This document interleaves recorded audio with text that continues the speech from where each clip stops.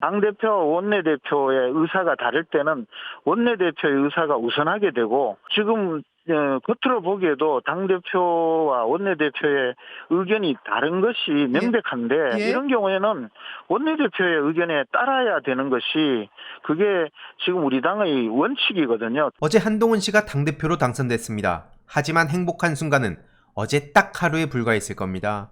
오늘부터 지옥길이 시작되기 때문입니다. 더 심각한 문제는 민주당이 아니라 바로 국힘 지도부, 즉 한동훈 주위에 있는데요. 앞서 보셨듯이 당장 국힘당 지도부 내에서도 다음날 바로 한동훈 씨를 대놓고 패싱하려는 모습을 보이고 있습니다. 당당하게 흔들던 깃발이 저렇게 꼬이면서 시작부터 불길하단 말이 나왔지만 이렇게까지 빠르게 힘 빠지는 경우도 참 드문 것 같습니다. 어제 전당대회 때부터 대형 논란이 터지며 험난한 길이 예고된 상황 아닙니까? 이건 그냥 대충 덮고 넘어갈 수 있는 상황도 아닌데요. 이분들은 어디서 오셨을까요? 정체를 밝힐 수 없는 어떤 간첩이라든가 전라북도 따로 해야 되나요? 그래요. 다 한 번에. 언론에서도 이건 도저히 그냥 넘어갈 수 없는 심각한 문제라 판단했는지 기사가 쏟아졌는데요. 김병찬, 양종화 이 두 사람도 절대 잊어서는 안 됩니다. 참고로 저들의 호남 비하는 하루 이틀 된 일도 아닙니다. 당장 이번 전당대회 기간에도 청년 최고위원 후보가 제주 4.3 사건 호남 비하를 해서 논란을 키운 바도 있는데요. 그러더니 대뜸 이승만 띄우기를 시도해서 역풍만 키웠습니다. 게다가 앞서 보셨던 김재원 씨도 최고위원으로 들어갔는데요. 제주 4.3 비하, 5.18 발언 논란 등으로 원래 컷오프 당했다가 다시 취소해주고 결국 저렇게 지도부로 들어간 겁니다. 불과 얼마 전에도 전광훈 씨를 찾아가서 우파 진영을 천하통일한다 따위 소리 하다가 국힘당 내에서도 비판을 불러오기도 했는데요. 저들은 대충 자숙하는 척만 하면 모든 게 사라지나 봅니다. 아무튼 과연 전광훈 씨가 국힘당 최고위원까지 된 김재원 씨와 거리두기를 할까요?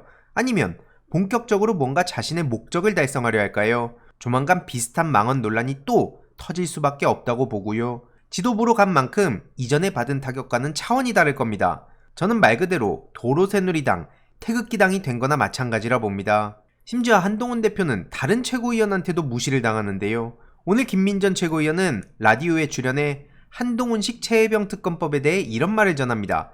그건 원내 전략에 해당하는 것이라며 당대표가 이래라 저래라 할 얘기는 아니다 라고 지적했네요. 앞서 보신 김재현 최고위원과 비슷한 주장입니다. 툭 하면 흥분하고 말싸움에서 안 지는 게 제1의 목표인 한동훈 씨가 이러한 사태들을 잘 수습해갈 수 있을까요? 게다가 홍준표 시장은 한동훈 씨가 당대표로 당선되자마자 실망했다며 중앙정치 관여 안 하겠다고 저격했는데요. 물론 저 말을 지킬 거란 기대감은 1도 없습니다. 이렇게 사방이 적인 상황에 오늘 속보로 윤석열 대통령이 먼저 한동훈 씨에게 만찬을 제안했다고 하네요. 물론 네티즌들의 반응을 보시면 윤석열 대통령이 급하니까 결국 저런 짓까지 한다는 반응이 압도적인데요. 저도 그렇게 생각합니다. 아무튼 중요한 건 앞으로 한동훈 대표가 윤석열 대통령에게 넙죽 엎드리는 경우 퇴물된 친윤들과 같이 날아갈 것이고 지금보다 더 거리두기를 해야 할 텐데 그럴 경우 당대표 이전과는 전혀 다른 차원의 압박을 받게 되겠죠. 중요한 건 저들이 서로 약점도 많이 가지고 있을 거고 이해관계로 똘똘 뭉친 사람들이란 겁니다. 그런 점에서 또 얼마든지 쇼를 할 수는 있지만 중요한 게 있는데요. 바로 김건희 특검법뿐만 아니라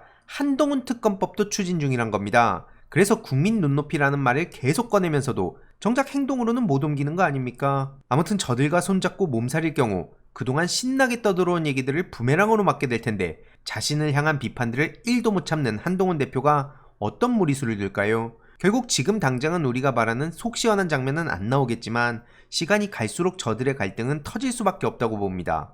이런 와중에 밖에선 민주당 박찬대 원내대표가 계속해서 압박하는 모습인데요. 본격적으로 최혜병 특검법에 대해 입장을 요구했고요. 우원식 의장은 방금 전 속보로 최혜병 특검, 방송법 등 내일부터 순차적 처리를 예고했습니다. 과연 어떻게 흘러갈까요? 이와 관련하여 박찬대 원내대표의 일침으로 마무리하겠습니다. 윤석열 정권이 방송 장악에 대한 검은 마술을 거두지 않고 있습니다. 대통령의 이진숙 방통위원장 지명, 1인만 남은 방통위의 폭주까지 국민의 분노 어린 비판과 목소리는 귓등으로도 듣지 않는 모습입니다. 국민의힘은 국회의장의 중재안도 거부하더니 수단 방법 가리지 않고 방송사법 처리를 막겠다고 국민을 상대로 협박을 하고 있습니다. 국회가 파행되든 말든 민생 경제가 망하든 말든 오로지 공영방송 장악을 위해서만 혈안이 된 정권과 여당의 행태를 강하게 규탄합니다. 동서고금을 막론하고 언론을 틀어막고 방송 장악에만 욕심을 내는 것은 독재자들의 공통된 습성입니다. 독재자들의 공통점은 결국 국민과 역사의 심판 앞에 비참한 말로를 맞았다는 것입니다. 공영방송을 제 아무리 땡윤 뉴스와 윤비어 첨가로 가득 채운다 해도 역대 최악의 국정 실패를 감출 수 없습니다. 윤석열 정권과 국민의 힘이 독재를 하겠다는 망상을 접지 않는다면 기다리는 것은 낭떠러지 뿐입니다. 민주당은 윤석열 정권의 공영방송 강탈 시도를 반드시 저지해 민주주의를 지키고 국민께 공영방송을 돌려드리겠습니다. 국회법 절차에 따라 최대한 신속히 방송사법 처리를 매듭 짓겠습니다. 검찰의 김건희 비공개 조사는 공정과 상식에 대한 완벽한 사망 선고였습니다. 야당과 국민을 향해서는 경비견처럼 흉포한 권력을 휘두르던 검찰이 진짜 권력자 앞에선 고분고분한 애완견처럼 굴었습니다.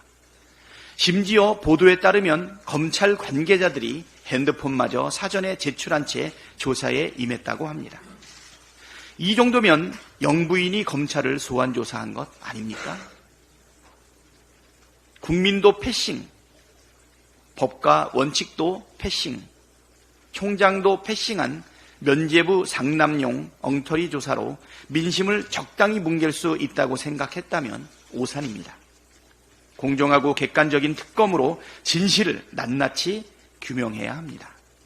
민주당은 특검 도입에 더욱더 속도를 내겠습니다.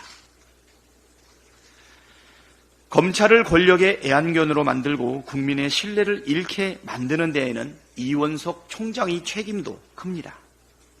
그러나 이원석 총장은 검찰을 존폐 기로에 몰아넣은 책임을 통감하기는커녕 법치주의 침해를 운운하며 국회 청문회 패싱을 선언했습니다.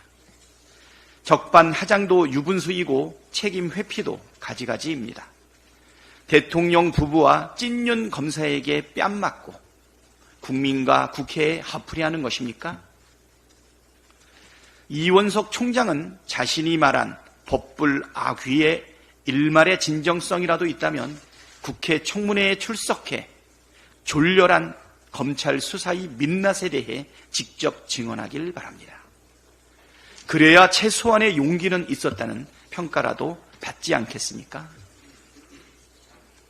국민의힘 새 대표로 한동훈 후보가 선출됐습니다. 축하드립니다. 한동훈 대표는 당선 직후 언론 브리핑에서 민심과 함께 하겠다고 말했습니다.